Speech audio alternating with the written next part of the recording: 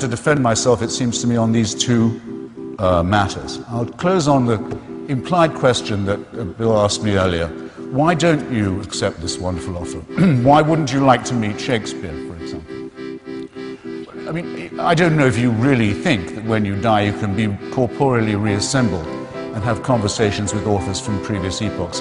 It's not necessary that you believe that in Christian theology, and I have to say it sounds like a complete fairy tale to me. The only reason I want to meet Shakespeare, or might even want to, is because I can meet him any time, because he is immortal in the works he's left behind. If you've read those, meeting the author would almost certainly be a disappointment.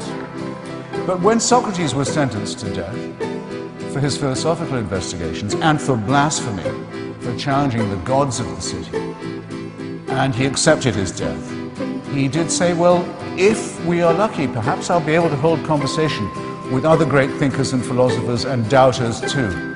In other words, that the discussion about what is good, what is beautiful, what is noble, what is pure and what is true could always go on. Why is that important? Why would I like to do that? Because that's the only conversation worth having.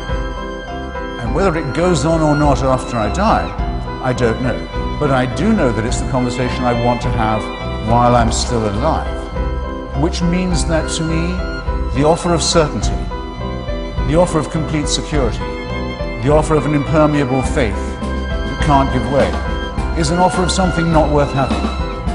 I want to live my life taking the risk all the time that I don't know anything like enough yet, that I haven't understood enough, that I can't know enough, that I'm always hungrily operating on the margins of a potentially great harvest of future knowledge and wisdom. I wouldn't have it any other way. And I'd urge you to look at those of you who tell you, those people who tell you at your age that you're dead till you believe as they do. What a terrible thing to be telling to children. And that you can only live, and that you can only live by accepting an absolute authority. Don't think of that as a gift. Think of it as a poison chalice. Push it aside, however tempting it is.